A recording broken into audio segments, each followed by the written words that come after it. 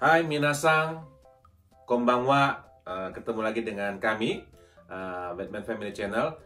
Ya, kali ini saya mohon maaf sebelumnya karena baru sempat kali ini buat konten tentang engineering lagi.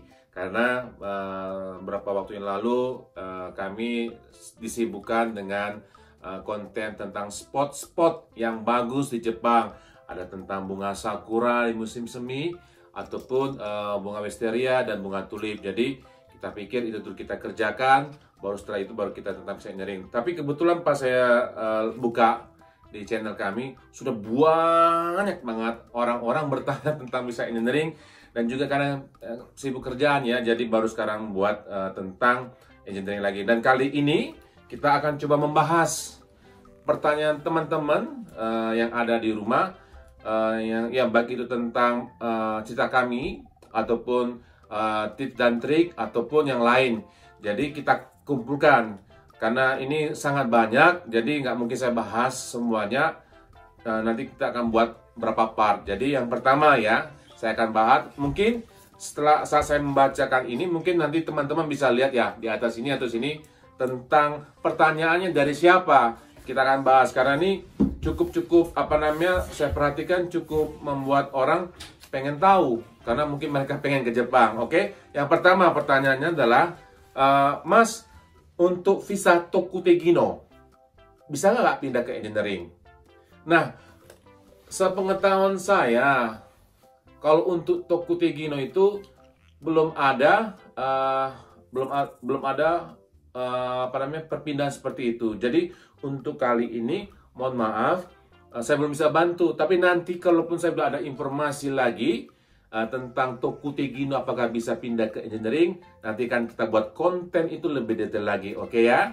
Yang itu yang pertama. Yang berikutnya, Mas punya channelnya visa engineering yang langsung ke Seisain, bukan Haken Kaisa. Seperti yang saya bilang di channel-channel konten kami yang sebelumnya, bahwa di Jepang ini ada dua kategori, Seisain langsung karyawan perusahaan atau Haken Kaisa. Nah, kalau untuk pertanyaan ini, Mas punya channel nggak untuk engineering yang langsung Seisain atau langsung karyawan perusahaan bukan Haken? Kalau ini nggak ada ya Mas ya, saya katakan karena waktu saya direkrut kemarin, saya langsung Seisain, nggak lagi Haken Kaisa. Jadi untuk channel sendiri atau link, mohon maaf, saya nggak ada. Jadi kurasa juga kalau tadi kita ada wawancara di LPK, itu langsung kontra Seisain ya, nggak langsung Haken Kaisa. Kecuali kalau teman-teman yang di rumah sudah ke Jepang, terus sudah bekerja, terus pindah dari sponsor utama, ya ada kemungkinan Haken Kaisa atau enggak. Jadi kalau langsung ke Jepang, kurasa langsung Seisain ya. Itu pertanyaan yang kedua. Yang berikutnya, Mas, untuk pertanian S1 ya, S1 pertanian bisa nggak engineering Pak? Jadi saya katakan semua teknik, sarjana teknik minimal D3 ya, apapun teknik itu bisa melamar untuk visa engineering. Tapi dengan catatan, karena saya kan buat konten ini adalah background saya tentang ex magang, jadi diusahakan magang sebelumnya. Tapi kalau untuk channel lain langsung ke Jepang mungkin ada, dan ini juga pernah bahas, mungkin langsung teman-teman di rumah cari job hunter tersendiri. Mungkin job hunter yang ada di Indonesia ada ya seperti ini, yang langsung buka link, tinggal sering-sering kita searching di internet ya, mungkin cari di Google engineering ke Jepang, kurasa ada seperti itu. Jadi karena kebetulan konten ini adalah karena saya ex magang Jepang, jadi untuk S1 pertanian belum ada. Tapi kalau untuk langsung silakan. Jadi itu sudah terjawab ya. Dan yang berikutnya, mohon maaf ini banyak banget nih. Dan yang berikutnya, apakah fresh graduated bisa ngurus engineering? Apakah fresh graduated bisa visa engineering? Jadi kalau mau untuk fresh graduated itu ya seperti yang saya katakan sebelumnya, ya bisa, cuman ya mungkin cari job hunter atau link yang lain. Karena sini saya membahas tentang ex magang ke Jepang. Jadi apalagi kalau fresh graduate kan belum ada pengalaman ya, agak sulit menurut aku. Tapi saya tidak tahu, mungkin sekarang ada perubahan. Jadi silahkan cari mungkin di googling sendiri, ketik, mungkin ada ya, saya juga nggak tahu, mohon maaf. Dan yang berikutnya, pertanyaan berikutnya, supaya bisa ngurus visa engineering ketika Kensuke, apakah di bidang yang sama berkaitan dengan keteknikan? Jadi waktu saya ke Jepang pertama kali magang itu, background saya kuliah sama kerja di Kensuke atau magang itu berbeda dan tidak sama sekali dengan saya sekarang kembali ke Jepang dengan engineering. Jadi nggak ada persamaan. Dan pertanyaan berikutnya, apakah nanti pekerjaannya sama dengan kita Kensuke atau magang ke Jepang? Pada prinsipnya, orang kerja di Jepang di sini, apalagi kita yang bukan tenaga ahli banget, itu semua hampir sama, Mas. Mau Kensuke, Tokutigi no, ataupun engineering. Cuman yang membedakan itu status. Ini juga sudah pernah saya bahas. Kalau Kensuke atau magang ke Jepang itu statusnya, ya kita magang. Kalau kita magang kan ya tidak terlalu banyak kelebihan lah. Tapi kalau kita sudah engineering, itu udah hampir sama, ya bukan ini sama dengan orang-orang Jepang yang kerja. Jadi kita dapat bonus, dan ini juga saya bahas, dapat bonus, dapat cuti, dan juga kita bisa ada kenaikan pangkat dan bisa ada kenaikan gaji. Ini sudah sama dengan orang karyawan Jepang, dan ini berbeda kalau kita Kensuke atau Tokutigi no. Tokutigi no yang pertama ya, kalau yang kedua udah hampir sama kayak engineering. Jadi apakah sama, berbeda? Jadi mungkin ini bisa menjawab pertanyaan dari teman-teman di rumah. Dan yang berikutnya, ceritanya suami lagi nunggu proses visa engineering. Data sudah dikirim ke Jepang. Itu bagaimana ya Pak? Apakah bisa jelaskan? Jadi mungkin buat teman-teman di rumah ya, yang sudah ngurus, mungkin sudah masuk pengurusan dokumen dan masuk, tinggal nunggu. Jadi bagaimana kondisinya? Ya ini kondisinya lagi pengecekan di pihak imigrasi. Mengecekan ini banyak Mas. Pertama, dokumen kita. Ya terkadang kan kita bilang kita kuliah, kita ngasih sertifikat kita D3 atau S1. Nah, orang Jepang kebanyakan sudah tahu di Indonesia itu seperti apa, bisa dibeli atau nggak kuliah tapi dapat ijazah. Jadi pengecekan ini perlu. Itu yang pertama. Yang kedua, semua dokumen yang lain, ya kita magang ke Jepang, ada JITKU apa enggak, itu betul-betul fix atau enggak, mau dicek semua. Dan kalau ini sudah valid, tidak ada masalah. Yang berikutnya adalah catatan kita selama di Jepang. Kalau kita ex magang ke Jepang ya ini ya, ceritanya ex magang ke Jepang. Jadi kita akan dicek selama kita mungkin 3 tahun di Jepang itu apakah ada tindak kriminal atau catatan. Ya mungkin juga sudah pernah bahas waktu kita Kensuke, kita pulang kita nggak bayar tagihan kartu kredit, nggak bayar tagihan telepon, kita ngambil teleponnya bisa bawa ke Indonesia, kita nggak tutup, kita biarin aja tagihannya, atau kita pernah lakukan tindak kriminal. Walaupun kita bisa pulang, tapi begitu kita ngajuin ini, pada saat nunggu proses ini akan dilihat sama pihak imigrasi atau pihak-pihak berwajib. Jadi yang ini kalau kita tidak ada masalah dan perusahaan sponsor kita atau perusahaan yang terima kita lagi butuh, ini akan cepat prosesnya. Jadi proses inilah yang mungkin teman-teman tanya bagaimana proses yang seperti ini. Jadi untuk pertanyaan itu sudah bisa dijawab. Dan yang berikutnya, apakah wanita bisa ngurus visa engineering? Apakah wanita bisa ngurus visa engineering?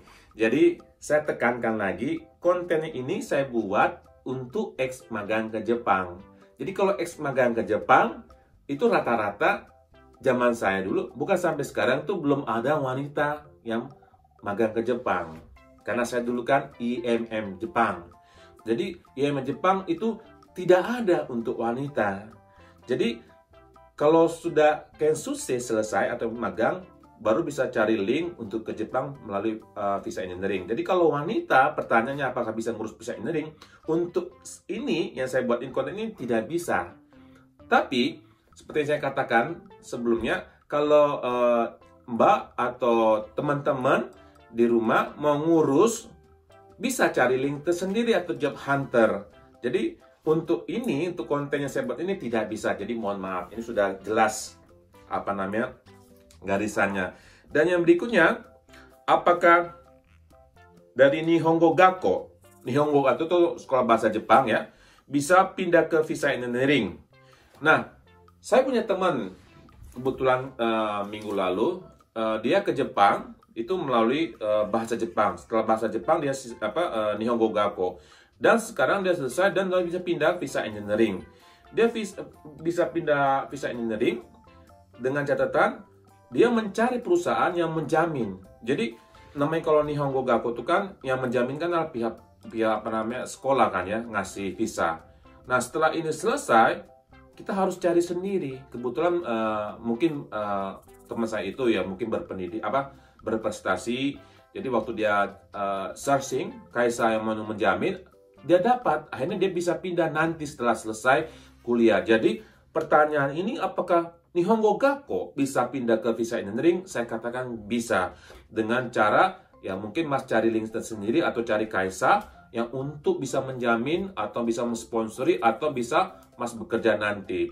Jadi ini juga mungkin bisa menjawab, bisa membantu teman-teman Nihongo Gakko ya. Next, pertanyaan berikutnya, bahwa saya belum punya ijazah S1 tapi udah pernah magang 3 tahun. Dan sekarang mempunyai N3 sertifikat bahasa Jepang atau Sankyu. Apakah bisa ngurus visa engineering? Jadi kalau visa engineering ini buat teman-teman minimal D3. Ini pun kalau tergantung perusahaan yang perlu. Kalau semua nggak masalah sih nggak masalah.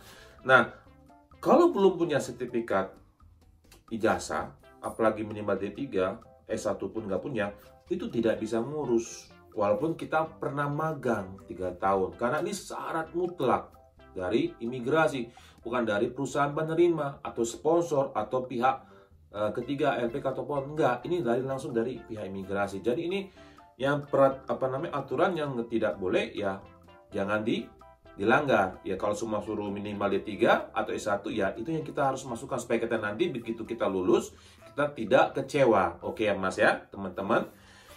Dan yang berikutnya, pertanyaan berikutnya, LPK mana bisa ngurus visa engineering? Apakah boleh tahu? Kalau LPK, sekali lagi saya katakan, sampai sekarang pun saya mau mencari-cari. Karena ini juga, cukup membuat, dibilangnya, beban. Bukan beban, tapi sangat ingin membantu. Karena pertanyaan ini berulang kali, muncul. Apakah ada LPK, rekomendasi LPK yang mana bisa mengurus visa engineering? Saya katakan saya belum punya dan tidak tahu sampai sekarang. Karena LPK dulu saya ngurus, saya dengar terakhir itu tidak ada lagi. Jadi nanti kalau sudah ada yang valid, yang betul-betul bisa tidak ada bohong-bohong atau betul-betul bisa memberangkatkan, saya akan sampaikan atau saya akan buat kupas lagi spesial khusus buat LPK tersebut atau caranya. Jadi sekali lagi mohon maaf saya tidak bisa membantu jawab pertanyaan ini karena saya belum tahu sampai sekarang. Oke. Next pertanyaan selanjutnya adalah, Mas, saya sudah punya N4 sertifikat bahasa Jepang. Lulus S1 Teknik Informatika, umur 35 tahun. Untuk cara apply-nya harus melalui LPK. Apakah harus ambil N3 lagi? Nah, kalau saya membaca pertanyaan, mungkin beliau belum pernah magang ke Jepang. Jadi kalau belum pernah magang ke Jepang, mungkin bisa melalui job hunter. Ya, bagaimana cara tahu job hunter? Ya mungkin teman-teman bisa ketik di Google cara visa kerja di Jepang atau visa engineering ke Jepang. Mungkin di situ nanti lebih mendalam, cari lagi, kurasa tahu. Karena dulu waktu zaman saya cari ini juga banyak job hunter yang ngasih kerjaan langsung ke informasi kerjaan ke Jepang. Jadi silakan cari sendiri ya buat teman-teman. Kurasa apalagi sekarang sudah banyak lowongan sudah mulai buka di Jepang. Jadi kurasa udah cukup banyak juga ya untuk informasi seperti ini. Cuman dengan catatan hati-hati ya, karena segala macam informasi di media itu kadang-kadang ada benar atau tidak, tinggal kita bisa cross check atau double check. Oke. Mungkin kalau saya kumpulin lebih banyak lagi buat teman-teman ya, pertanyaannya ya mungkin bisa 1 jam lebih. Jadi untuk sekarang itu dulu.